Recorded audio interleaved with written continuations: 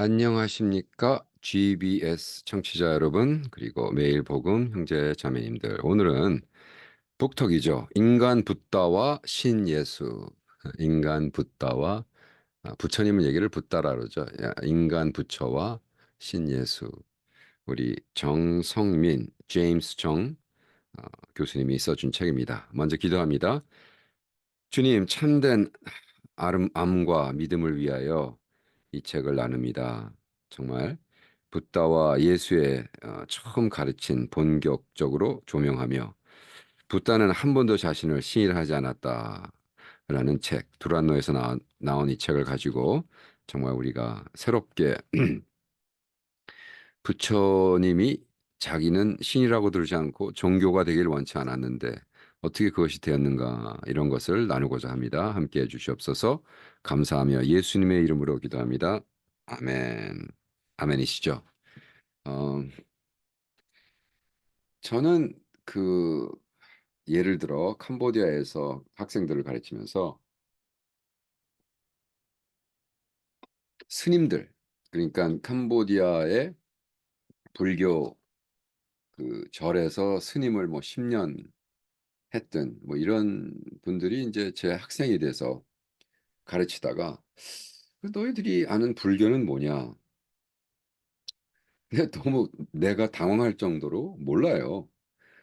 그러니까 불교에서 스님의 생활을 10년을 했는데도 도대체 불교가 뭔지를 모르고, 자기가 달달 외워가지고 하는 그 chanting, 그죠?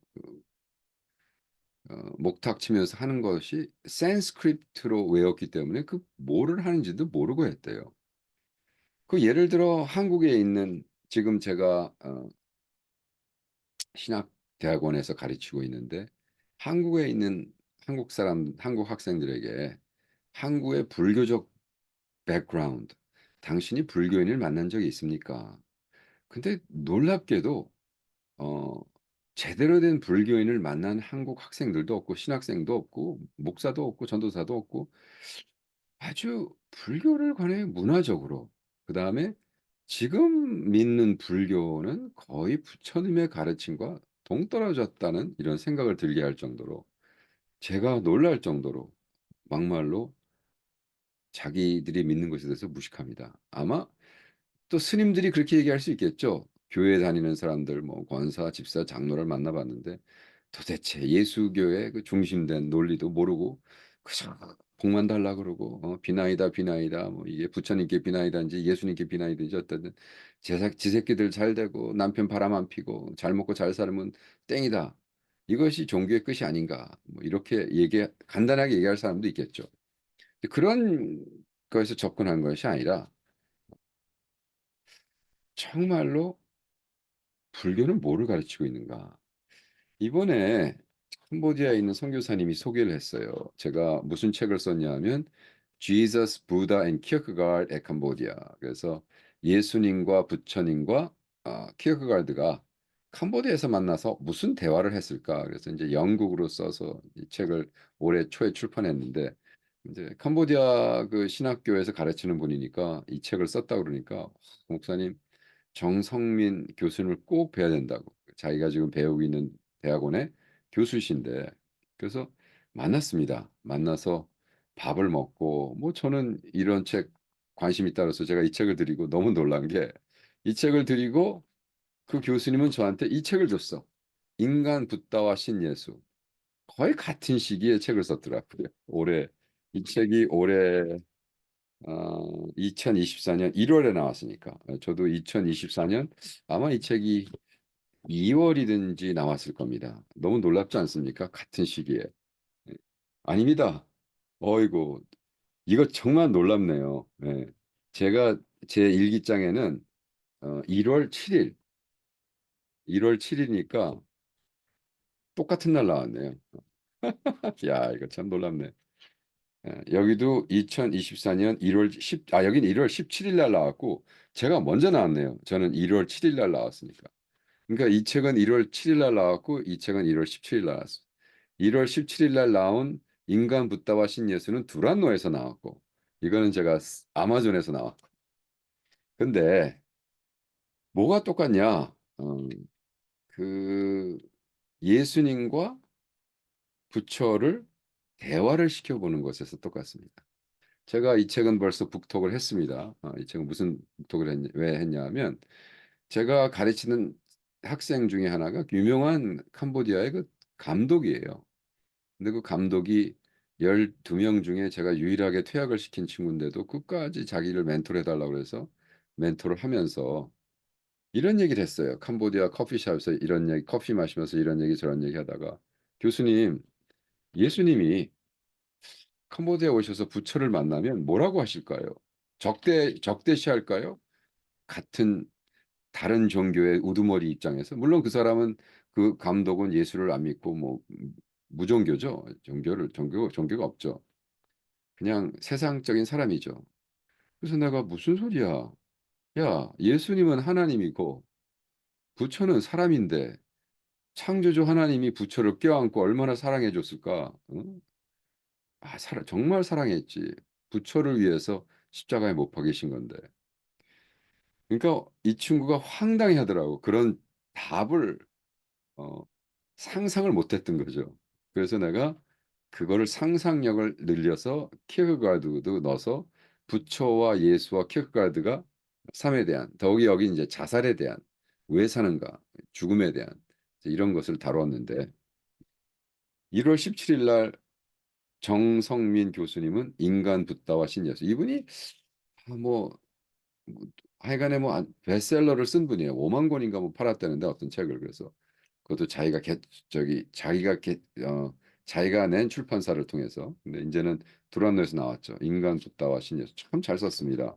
제가 이거 뭐 단숨에 읽었어요. 며칠 동안. 그리고 보통 제가 책 한 권 읽을 때 한 이 태그가 한 10개 정도 있으면 꽤 좋은 책인데 이건 한 20개가 넘어가는 거 보니까 아주 좋은 책인 것 같습니다.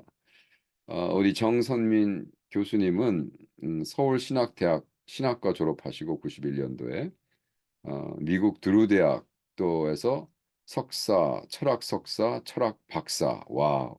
그다음에 또 인도까지 가가지고 마드라스에서 철학 박사 과정을 마치셨습니다. 비종교육으로 그래서 한 3년간 공부하시고 서울신학대학원에서 겸임교수 하셨고 숭실대학교 기독교학 대학원 초청 강사, 호서대학교 한동대학교 교수하셨고 와, 뭐 많이 하셨네요.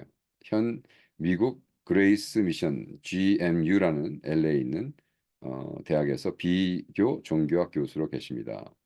저서에는 또 여러 가지 있어요.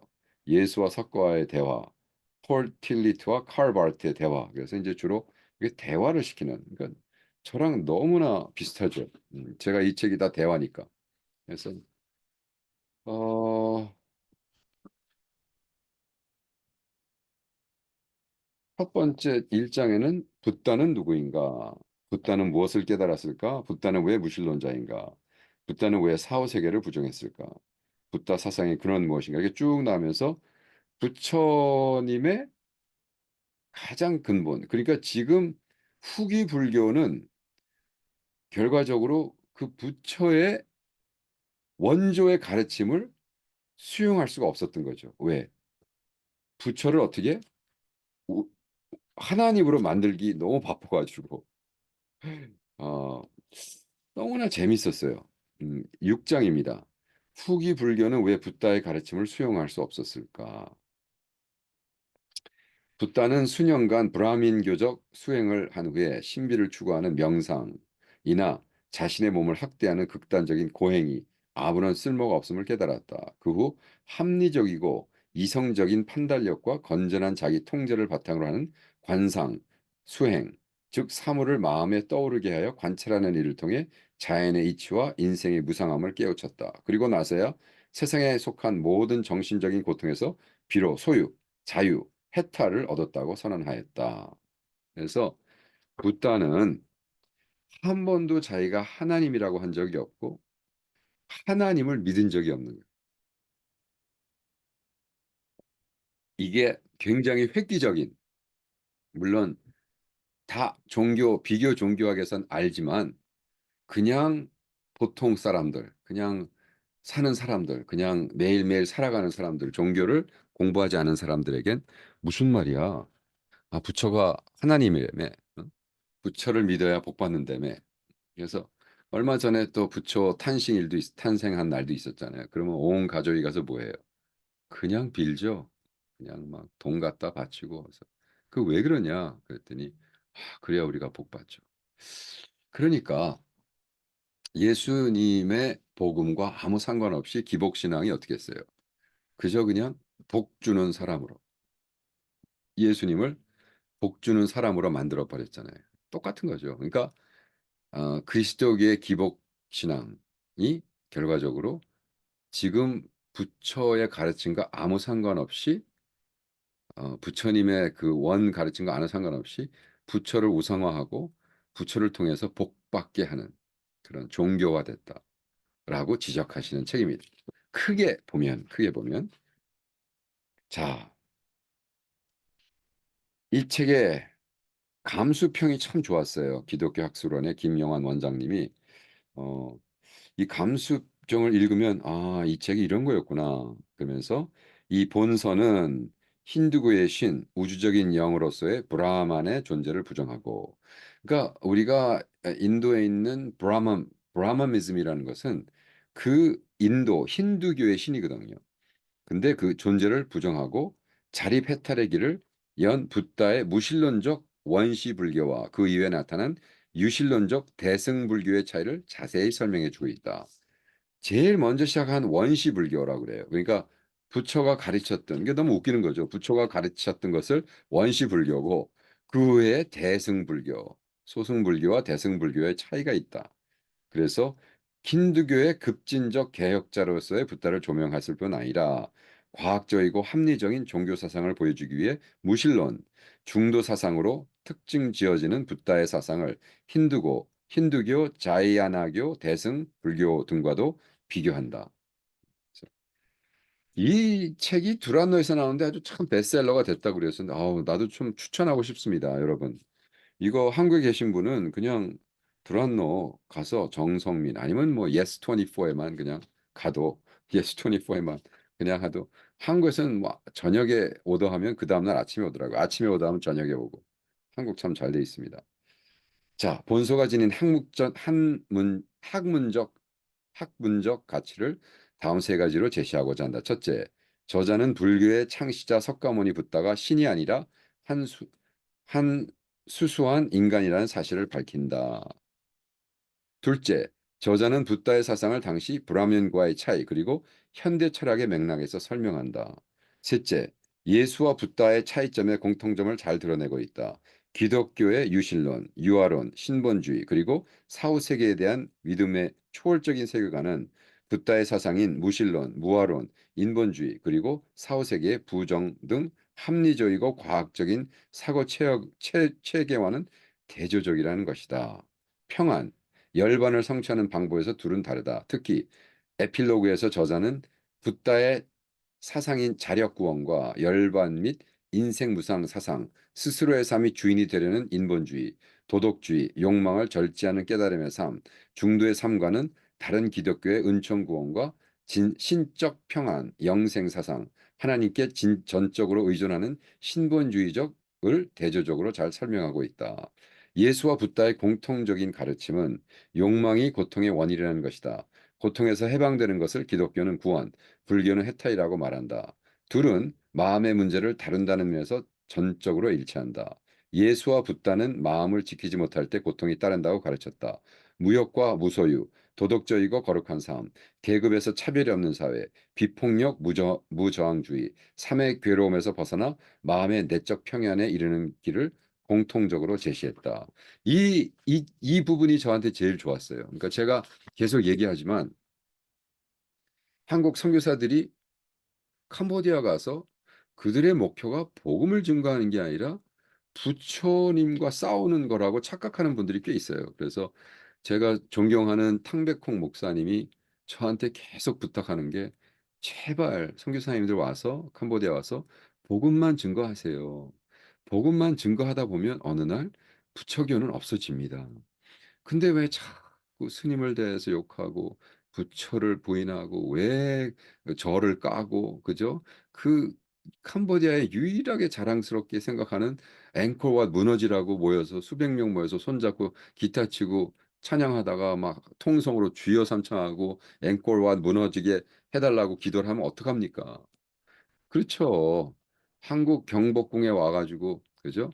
경주에 가서 경복 가가지고 백인 선교사 3, 400명이 지저스 외치면서 이거 무너지게 해달라고 그러면 얼마나 기분 나쁘겠어요.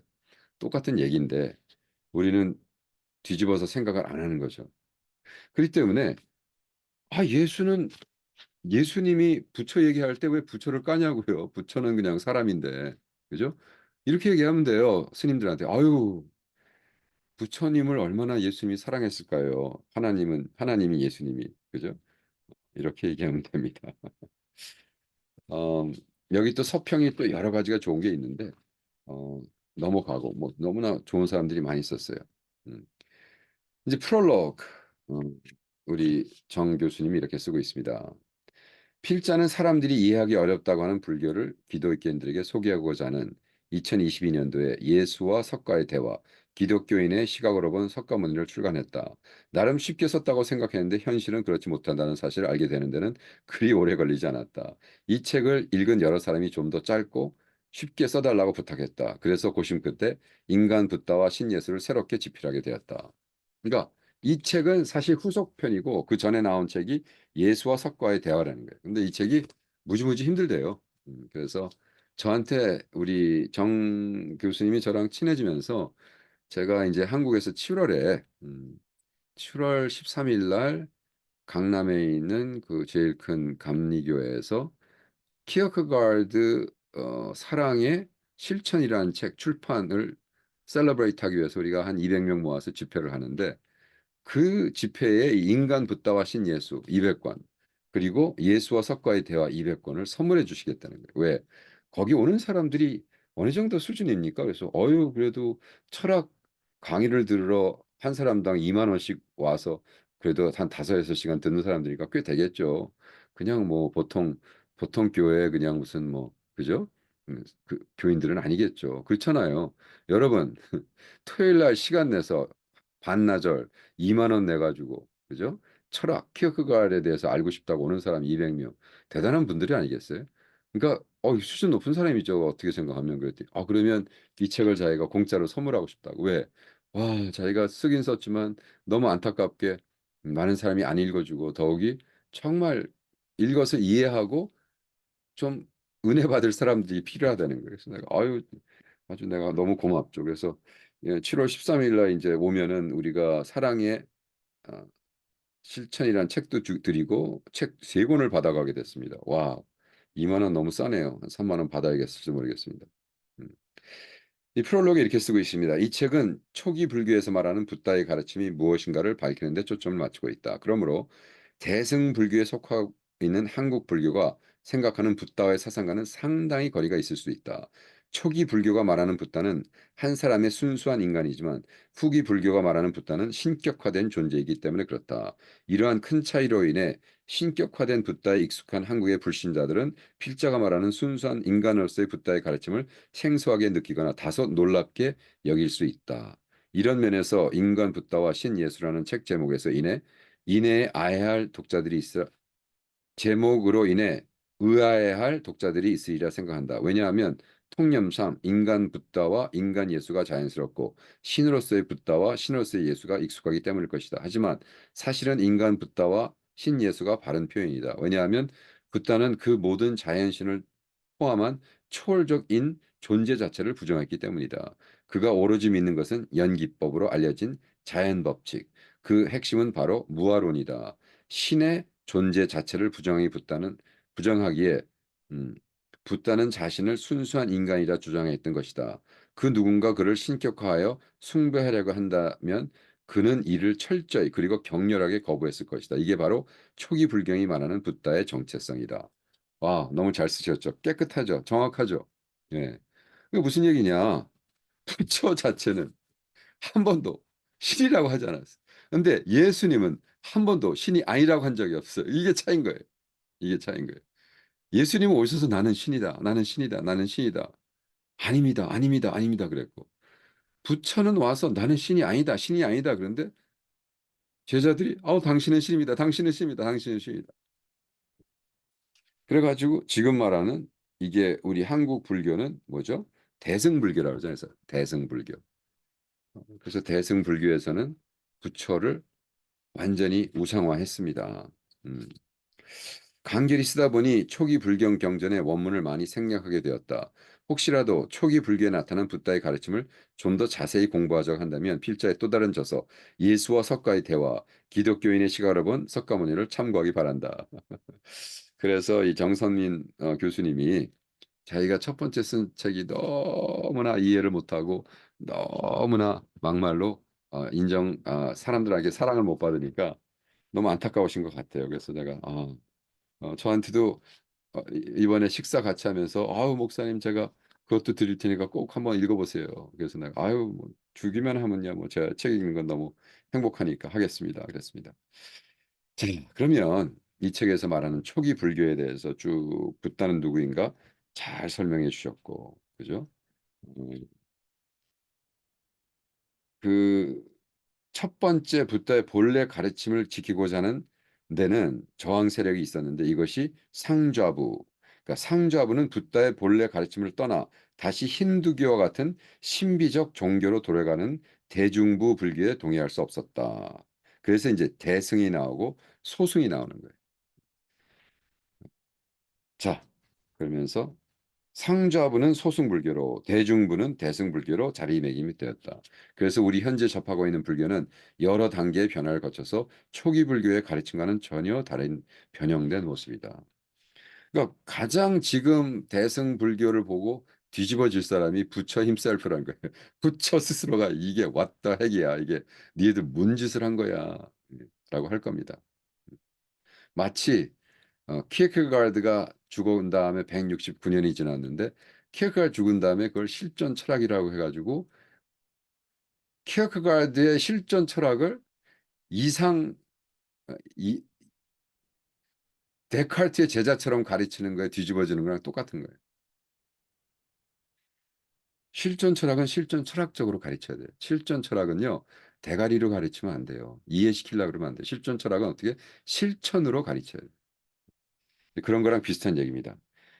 자, 붓다의 가르침은 그 무엇인가 신비하고 영험한 것이라는 선입감이 들지만 막상 그의 말을 가감없이 전달하면 지극히 평범함이 이를 데 없다.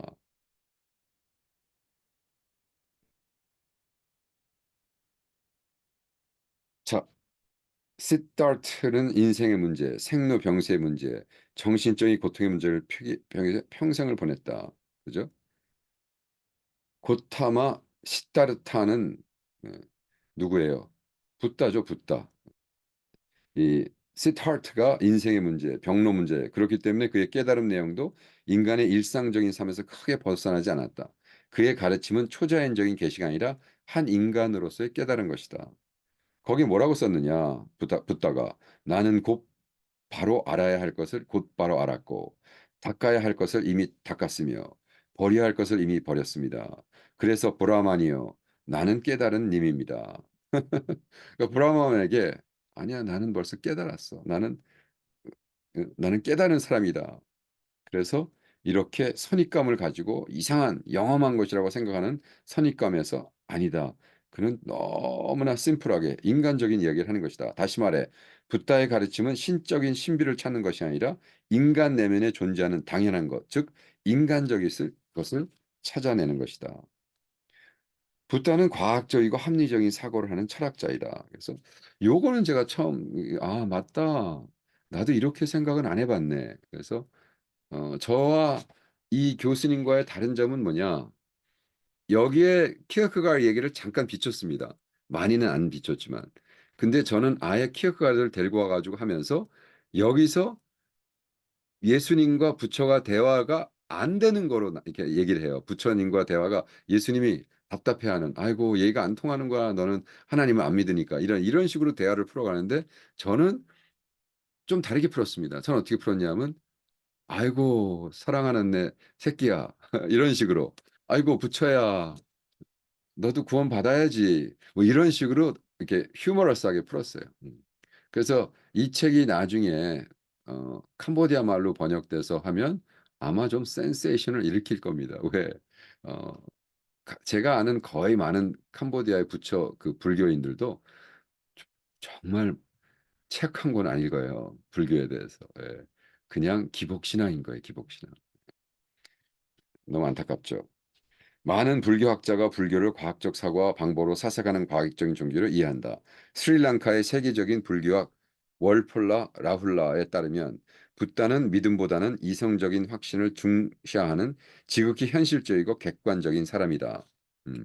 그러니까 저랑 친한 우리 강 신부님이 어, 친구가 이제 스리랑카 가서 불교를 공부했습니다. 이게 왜 그랬냐면 강신부님이 30년 전에 캄보디아 와서 불교 대학에 가서 불교를 배우는데 그 불교 대학에서 가르치는 교수가 자기보다 모르더래요, 불교에 대해서. 그래서 야, 이거 배울 게 없구나.